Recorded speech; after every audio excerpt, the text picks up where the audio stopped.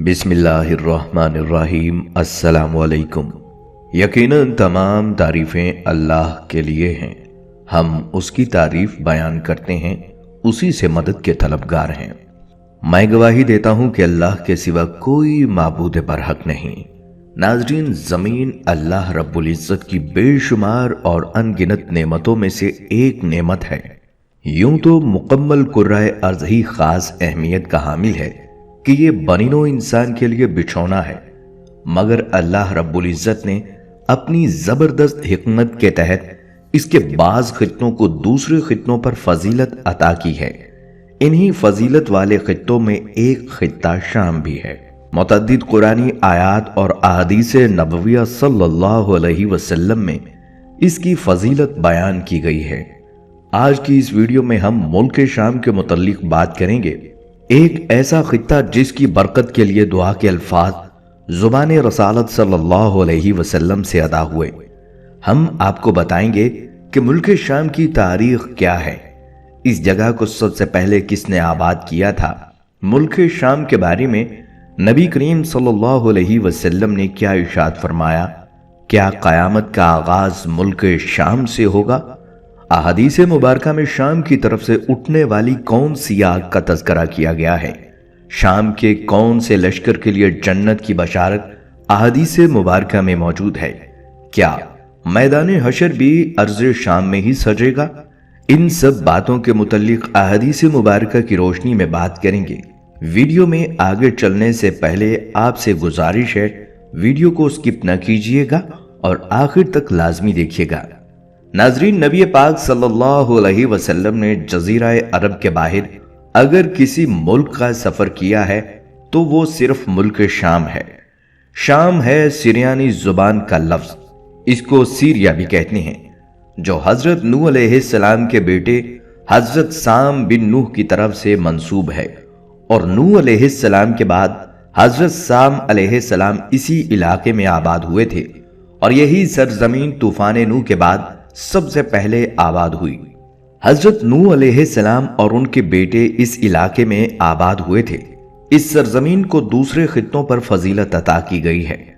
सूरह अंबिया आयत नंबर 70-71 में अल्लाह ताला फरमाते हैं, गो उन्होंने इब्राहीम अलैहिस्सलाम के साथ मकर का इरादा किया, लेकिन हमने उन्हें नाकाम बना दिया, और हमने इब्राहीम और लूत अलैहिस्सलाम को निजात देकर इस सरजमीन पर पहुंचा दिया, जिसमें हमने तमाम जहान वालों के लिए बरकत रखी थी। तमाम अहले इल्म का इस बात पर इत्तफाक है कि ये बरकत वाली सरजमीन शाम है। अहले इल्म इस सरजमीन के बाबरकत होने की वजह ये बताते हैं कि अल्लाह ताला ने इसी सरजमीन को इब्राहीम अलैहिस्सलाम की जाए हिजरत मुंतखब फरमाया। अल्लाह ताला ने इसी सरजमीन पर बहुत सारे अंबिया कराम को माबूस फरमाया। हजरत इसहाक अलैहिस्सलाम, हजरत याकूब अलैहिस्सलाम, अयूब अलैहिस्सलाम, दाऊद अलैहिस्सलाम, सुलेमान अलैहिस्सलाम, इलियास अलैहिस्सलाम, ज़िक्रिया अलैहिस्सलाम, याहया अलैहिस्सलाम और ईसा अलैहिस्सलाम ने इसी सरजमीन को अपने नूरे नबूवत से जगमगाया। हमारे प्यारे नबी सल्लल्लाहु अलैहि वसल्लम ने भी नबूवत से पहले 2 मरतबा शाम का सफर किया। एक मरतबा अपने चचा के साथ, जो बुहेरा राहब के वाक़े के साथ मारूफ है, और दूसरी मरतबा हजरत खदीजा रज़ी अल्लाह तआला अन्हा का माल लेकर तिजारत की गरज से। इस सरजमीन के बाबरकत होने की तीसरी वजह यह है कि इसी पर अल्लाह के 3 मुक़द्दस घरों में से एक घर वाक़े है, और वो बैतुल मुक़द्दस यानी मस्जिद अक्सा है। याद रहे, माजी में फ़लस्तीन मुल्क शाम का ही हिस्सा शुमार होता था। सरजमीन शाम पहली जंग अजीम तक उस्मानी हुकूमत के ज़ेर सरपरस्ती में थी। बाद में बरतानिया और फ्रांस की पॉलिसियों ने इसी तरह इस मुल्क को 4 मुल्कों की सरजमीन सीरिया, लिबनान, फ़लस्तीन और उर्दन में तकसीम कर दिया। कुरान और सुन्नत में जहां भी मुल्क शाम का तज़किरा वारिद हुआ है, इससे मुराद ये पूरा खित्ता है जो मौजूदा 4 मुल्कों पर मुश्तमिल है। खित्ता शाम सिर्फ कदीम नबूवतों और सहीफों के हवाले से नहीं, अहादीस नबवी के अंदर भी एक काबिल ताज़ीम खित्ता के तौर पर मज़कूर होता है, और मुहद्दिसीन ने रसूलुल्लाह सल्लल्लाहु अलैहि वसल्लम से नबूवत के साथ शाम के लातादाद मनाक़िब रवायत किए हैं। یہاں تک کہ کئی اہل علم نے آیات اور مستند احادیث پر مشتمل سرزمین شام کی فضیلت پر باقاعدہ تصانیف چھوڑی ہیں۔ رسول اللہ صلی اللہ علیہ وسلم کی یہ دعا بخاری شریف میں مروی ہے، اے اللہ ہمارے شام میں برکت فرما۔ ناظرین، اگر شام کی تاریخ کے متعلق بات کریں تو شام 4 ممالک پر مشتمل ہے، اور وہ سیریا، لبنان، فلسطین اور اردن ہیں۔ عالمی جنگ عظیم تک یہ چاروں ممالک ملک شام میں شامل تھے۔ انگریزوں اور اہل فرانس کی مکاری نے اسے ٹکڑوں میں تقسیم کر دیا، اور 1920 میں موجودہ شام بنام سوریا وجود میں آیا۔ انگریزی میں سوریا کو سیریا اور عربی میں عرب جمہوریہ سوریا کہا جاتا ہے۔ اسے اردو میں شام کہا جاتا ہے۔ موجودہ شام براعظم ایشیا کے انتہائی مغرب میں واقع ہے، جو 3 براعظموں کا سنگم ہے: براعظم ایشیا، براعظم یورپ اور براعظم افریقہ۔ اس کے مغرب میں بحیرہ متوسط اور لبنان، جنوب مغرب میں فلسطین اور مقبوضہ فلسطین یعنی اسرائیل، جنوب میں اردن، مشرق میں عراق اور شمال میں ترکی ہے۔ قرآن و حدیث کی روشنی میں جب ملک شام کی بات ہو تو اسے 4 ممالک سوریا، لبنان، فلسطین، اردن مراد ہوں گے۔ یہاں اسی پس منظر میں ویڈیو ہوگی۔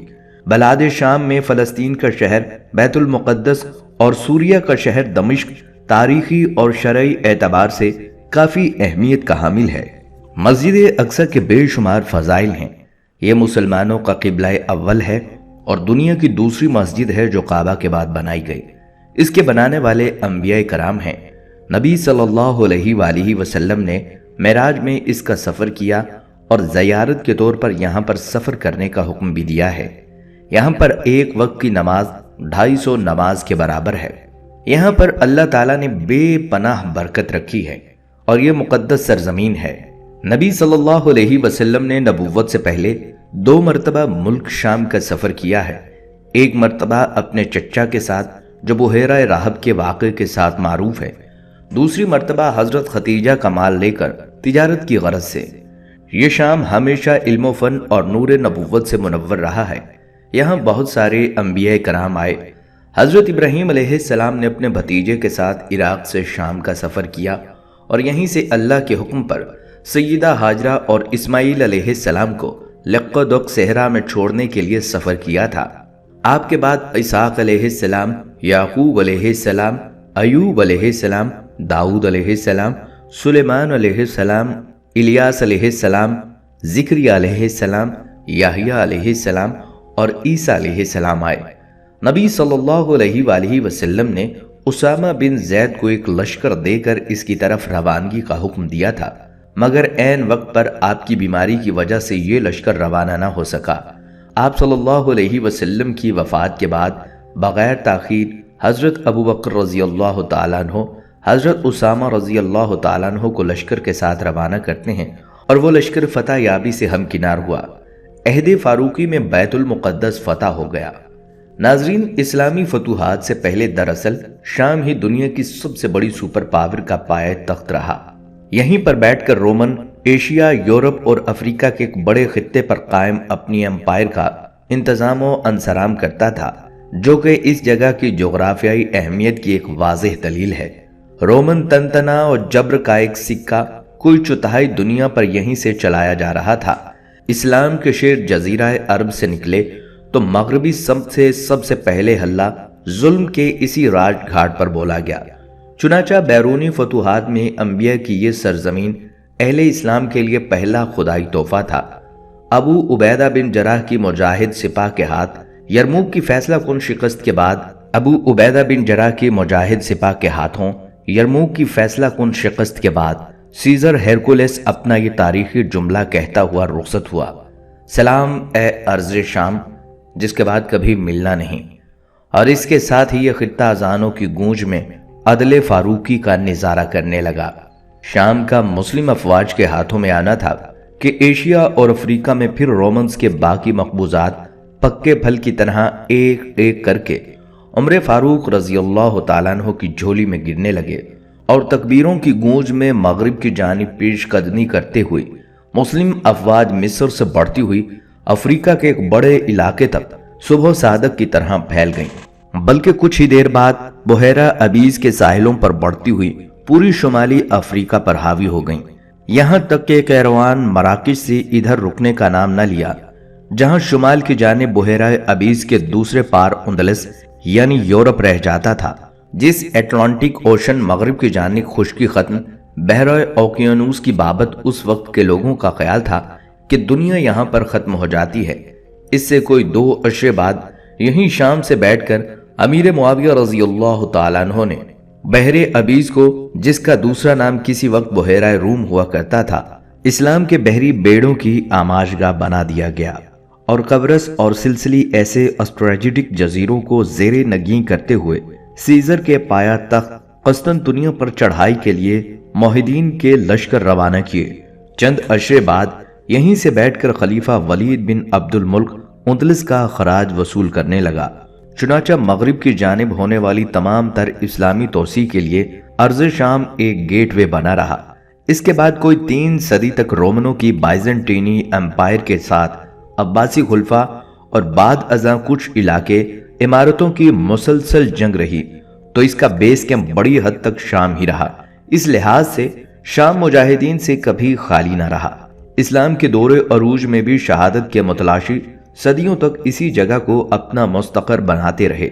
پھر جب مسلم قوت کے کمزور پڑ جانے کے بعد صلیبی یلغاریں شروع ہوئیں، تو یہی خطہ جو کبھی بندگان صلیب پر عرصہ حیات تنگ کر رہا تھا، اب ان کی دست درازی کا سب سے پہلا اور سب سے بڑا ہدف تھا۔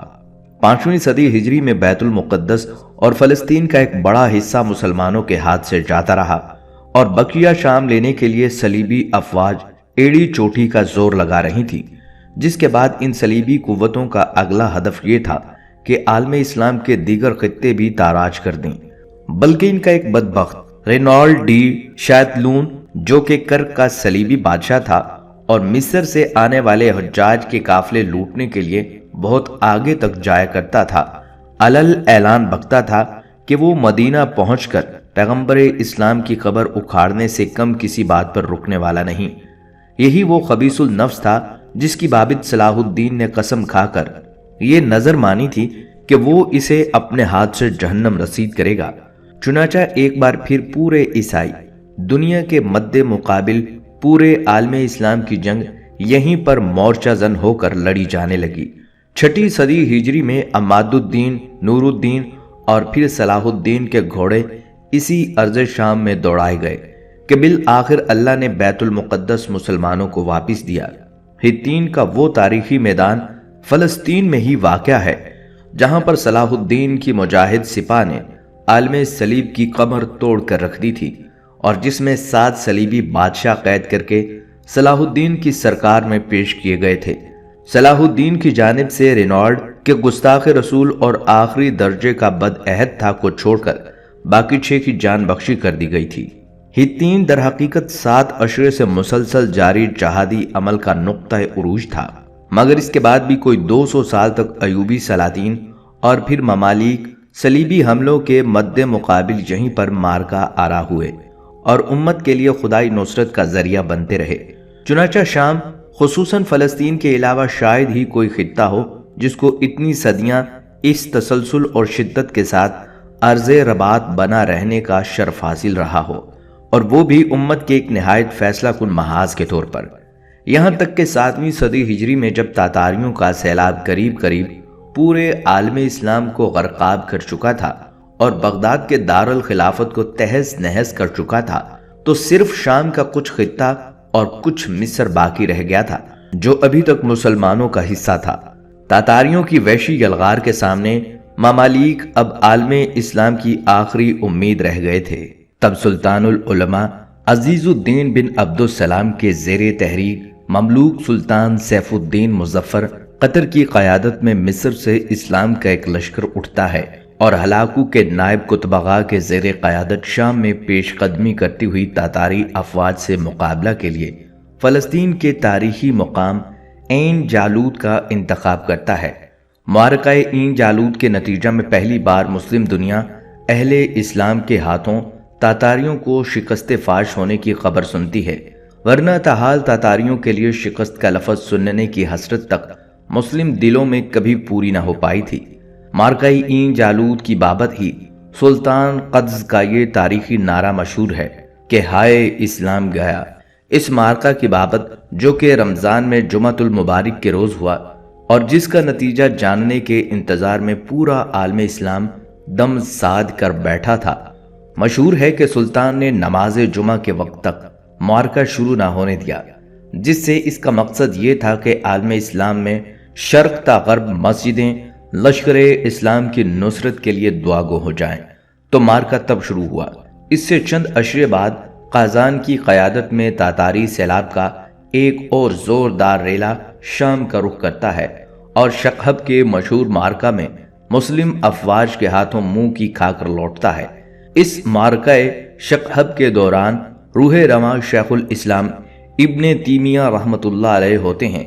یوں بلا مبالغہ یہ بات کہی جا سکتی ہے کہ شام اور خصوصاً فلسطین وہ ارض رباط ہے جہاں تاریخ اسلام کے پر آشوب ترین دور میں ایک صدی کے اندر عالم اسلام پر چڑھ آنے والی دو بدترین کافر افواج کے گھٹنے لگے، ایک یورپ کے قلب سے اٹھنے والا صلیبی طوفان اور دوسرا صحرائے گوبھی سے اٹھنے والا تاتاری ٹڈی دل۔ دونوں جہاد شام کی چٹان سے ٹکرا کر پاش پاش ہوئے اور یوں یہی خطہ پورے عالم اسلام میں زندگی کی ایک نئی لہر دوڑا دینے کا منبع بنا۔ تاریخ اگر اپنے آپ کو دہراتی ہے تو کیا معرکہ کفر و اسلام کا حالیہ ڈراپ سین بھی کہیں ارض فلسطین میں اور موجودہ دور کی جہادی تحریکوں کے ہاتھ میں تو نہیں ہونے والا؟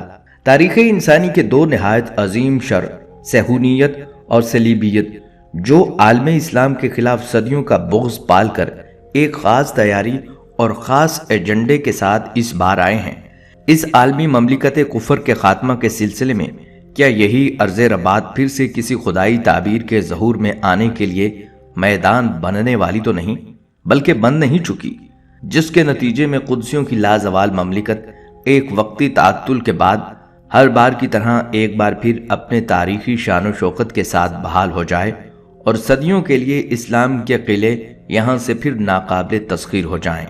ناظرین، کئی احادیث سے یہ بات پایہ ثبوت کو پہنچتی ہے کہ خطہ شام طائفہ منصورہ کا مسکن بنا رہے گا۔ اس مقدس سرزمین کے متعلق نبی کریم صلی اللہ علیہ وسلم کی بہت سے ارشادات حدیث کی کتابوں میں محفوظ ہیں۔ اسی مبارک سرزمین کی طرف حضرت امام مہدی علیہ السلام حجاز مقدس سے ہجرت فرما کر قیام کریں گے اور مسلمانوں کی قیادت کریں گے۔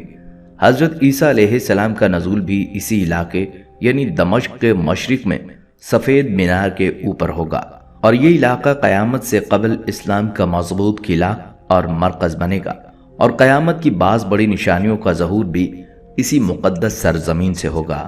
حضرت امام مہدی علیہ السلام اسی سرزمین سے مسلمانوں کی قیادت سنبھالیں گے، اور دمشق کے مشرق میں سفید مینار نماز فجر کے وقت حضرت عیسیٰ علیہ السلام کا نزول بھی یہیں پر ہوگا، اور اس کے بعد حضرت عیسیٰ علیہ السلام امت مسلمہ کی قیادت بھی سنبھالیں گے، اور دجال اور یاجوج ماجوج جیسے بڑے بڑے فتنے بھی اسی سرزمین پر دم توڑ دیں گے، اور دنیا کے چپے چپے پر اسی علاقے کی سرپرستی میں مسلمانوں کی حکومت قائم ہوگی، اور یمن سے نکلنے والی آگ لوگوں کو اسی بابرکت سرزمین کی طرف بھگا کر لے جائے گی، اور سب مومنین اسی مقدس سرزمین پر جمع کیے جائیں گے، اور پھر اس کے بعد جلد ہی قیامت قائم ہو جائے گی۔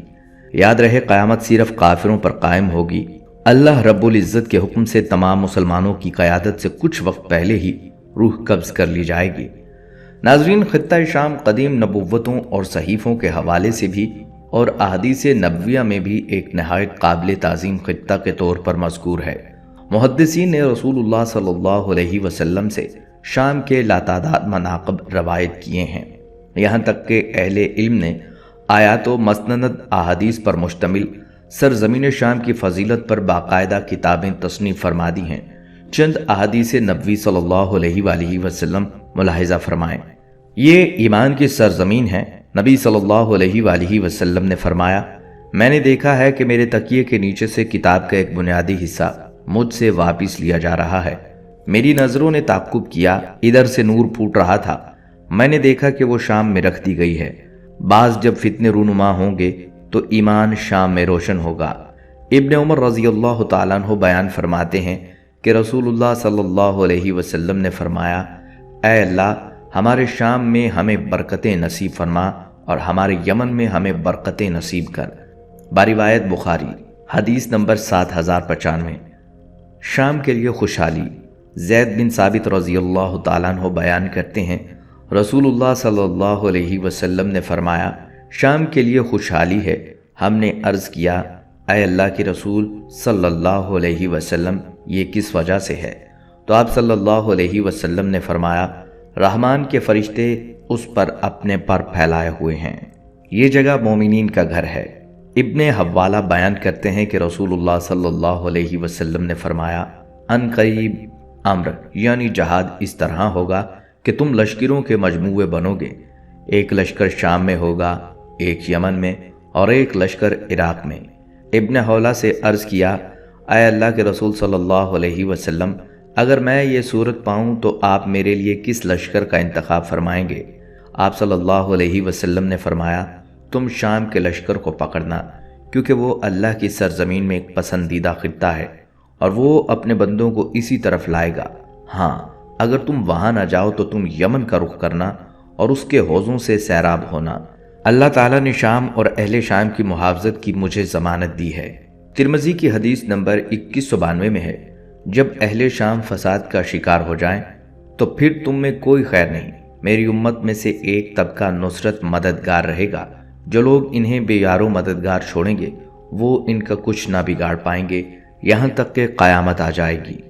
طائفہ منصورہ والوں کے بارے میں امام بخاری رحمۃ اللہ علیہ کا قول ہے کہ وہ اہل علم ہیں، اور امام نووی رحمۃ اللہ علیہ کہتے ہیں یہ گروہ مومن لوگوں کی انواع میں پھیلا ہوا ہے، ان میں سے تو کچھ بہادری کے ساتھ لڑنے والے ہیں، ان میں سے کچھ فقہا بھی ہیں، اور اسی طرح ان میں سے محدثین بھی ہیں اور عابد و زاہد لوگ بھی ہیں، اور ان میں امر بالمعروف اور نہی عن المنکر کرنے والے بھی ہیں، اور اسی طرح ان میں اور بھی انواع ہیں، اور ان کا یہ بھی قول ہے کہ یہ جائز ہے کہ یہ طائفہ اور گروہ مومنوں کی متعدد انواع میں ہوں، ان میں قتال و حرب کے ماہر اور فقیہ اور محدث اور امر بالمعروف اور نہی عن المنکر پر عمل کرنے والے اور زاہد و عابد شامل ہیں۔ ناظرین، ہم آپ کو شام کے متعلق احادیث مبارکہ سنا رہے تھے، ضمناً تذکرہ طائفہ منصورہ کا نکل پڑا۔ اب دوبارہ احادیث مبارکہ کی طرف آتے ہیں۔ ناظرین، احادیث مبارکہ میں سرزمین شام کو حشر و نشر کی سرزمین بتایا گیا ہے۔ شام ہی وہ زمین ہے جہاں آخری بار جمع کیا جائے گا اور جہاں محشر سجے گا۔ دجال کی ہلاکت بھی اسی سرزمین پر ہوگی۔ سیدنا ابو ہریرہ رضی اللہ تعالیٰ عنہ سے مروی ہے، آپ صلی اللہ علیہ وسلم نے فرمایا، ایمان دائیں جانب ہے اور کفر و مشرق نجد کی جانب ہے۔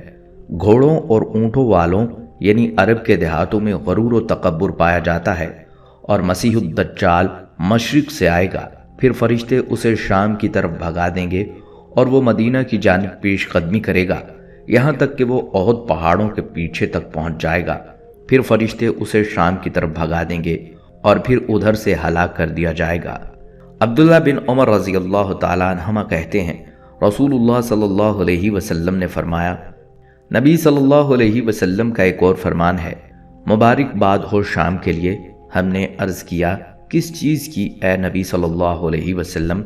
آپ صلی اللہ علیہ وسلم نے فرمایا، اس بات کی کہ رحمان کے فرشتے ان کے لیے اپنے بازو بچھاتے ہیں۔ حضرت ابو ہریرہ رضی اللہ تعالیٰ عنہ سے روایت ہے، جب جنگیں ہوں گی تو اللہ تعالیٰ 9 مسلموں کا ایک لشکر کھڑا کرے گا، ان کے گھوڑے عرب کے بہترین گھوڑے ہوں گے اور ان کا اسلحہ سب سے عمدہ ہوگا، اللہ تعالیٰ ان کے ذریعے سے دین کی مدد فرمائے گا۔ ایک اور جگہ پر آپ صلی اللہ علیہ وآلہ وسلم کا ارشاد ہے، جب تم دیکھو کہ خلافت ارض مقدس یعنی شام تک پہنچ گئی ہے تو زلزلے آنے لگیں گے، مصیبتیں ٹوٹیں گی اور بھی بڑی بڑی علامتیں ظاہر ہوں گی، اور قیامت اس وقت لوگوں کے اس سے زیادہ قریب ہوگی جتنا کہ میرا ہاتھ تمہارے سر پر ہے۔ دمشق کے مشرق میں سفید منارے کے پاس عیسیٰ علیہ السلام اتریں گے، پس وہ دجال کو اس باب لد کے پاس لے آئیں گے اور اس کا کام تمام کر دیں گے۔ ان کے علاوہ اور بھی شام کے فضائل و خصوصیات ہیں، مثلا یہ مومنوں کا مسکن، بہترین بندوں کی سرزمین، مال غنیمت اور رزق کی جگہ ہے جنہیں بخوف توالد چھوڑ دیا گیا۔ ناظرین، اسی طرح صحابہ و تابعین کا شام میں رہائش پذیر ہونا بھی احادیث مبارکہ سے ثابت ہے۔ ان فرامین اور دین کی سربلندی کی وجہ سے صحابہ اکرام رضی اللہ تعالیٰ عنہم کی ایک بہت بڑی تعداد شام کو مسکن بنا کر رہی ہے۔ شام اور اس کے ارد گرد کے خطوں میں جہاد کرنا صحابہ اکرام کو سب سے زیادہ مرغوب تھا۔ مدینہ و مکہ کے بعد اگر کوئی خطہ ہے جسے یہ شرف حاصل ہو کہ وہاں صحابہ اکرام کی ایک بڑی تعداد دفن ہے تو وہ بلاد شام ہے۔ یہاں جگہ جگہ انبیاء علیہ السلام مدفون ہیں، یہاں تک کہ تابعین اور تبع تابعین اور ان کے بعد کے ادوار کے اولیاء اور ائمہ اور علماء کرام، شہداء کرام، قائدین اور سلاطین اور اسلام کے لیے ہر طرح کی عظیم خدمات پیش کرنے والی عظیم شخصیات تو شمار سے باہر ہیں جو بلاد شام میں مدفون ہیں، جنہوں نے شام کو اپنا مسکن بنائے رکھا۔ یوں سمجھیے کہ شام ہمیشہ ہیروں موتیوں سے بھرا رہا۔ ناظرین، اب اگر شام کے موجودہ حالات کی بات کی جائے تو ارض مقدس بلاد شام کا ایک حصہ موجودہ شام یعنی سوریہ اس وقت آگ اور خون کی لپیٹ میں ہے۔ یہ سلسلہ لمبے عرصے سے شروع ہوا جو رکنے کا نام نہیں لے رہا۔ کئی لاکھ لوگ مر چکے ہیں، ہزاروں کی تعداد میں شہری مصر، لبنان، عراق، اردن، ترکی اور سعودی عرب میں پناہ گزین ہیں۔ ارض فلسطین اس وقت مسلمانوں کے خون سے بالکل شرابور ہے۔ بچہ بچہ بلک رہا ہے، عورتیں چیخ رہی ہیں، مرد و جوان آہو بقا لگا رہے ہیں۔ پورے شام میں ہر جانب سے یا مسلمون المدد یا عرب المدد کی لرزتی کپکپاتی صدائیں بلند ہو رہی ہیں۔ مسلمانوں پر ظلم کرنے کا کوئی طریقہ نہیں چھوڑا ہے، حیوانیت سوز سزائیں دی جا رہی ہیں۔ اس طرح سے ایک جانور کے ساتھ بھی کرنا درندگی شمار ہوگا۔ الحفیظ الامان اقوام متحدہ کی تازہ رپورٹ کے مطابق لاکھوں فلسطینی شہید ہو چکے ہیں۔ اس کے علاوہ نہ جانے کتنے لاپتہ، کتنے فرار، کتنے ہسپتال میں اور کتنے اعداد و شمار سے باہر ہوں گے۔ یا اللہ، شامی مسلمانوں کی غیبی مدد فرما، مسلم خواتین کی عزت و آبرو کی حفاظت فرما، ظالموں کو فرشتوں اور پاک باز مجاہدوں کے ذریعے نیست و نابود کر دے۔ ناظرین، یہ تھی ہماری آج کی ویڈیو۔ امید کرتے ہیں کہ آپ کو یہ ویڈیو پسند آئی ہوگی۔ اگر آپ کو یہ ویڈیو پسند آئی ہے تو آپ سے گزارش کرتے ہیں کہ ہمارے چینل کو سبسکرائب کر لیں اور ساتھ لگے بیل کے بٹن کو بھی پریس کر لیں تاکہ آپ کے پاس ہماری آنے والی مزید معلوماتی ویڈیوز کا نوٹیفیکیشن بر وقت ملتا رہے۔ سبسکرائب کے ساتھ ہماری ویڈیو کو لائک بھی کریں اور اپنی قیمتی رائے کا اظہار کمنٹس میں ضرور کریں۔ کمنٹس میں آپ اپنے سوالات بھی ہم تک پہنچا سکتے ہیں۔ اللہ آپ کو اپنی حفظ و امان میں رکھے، آمین۔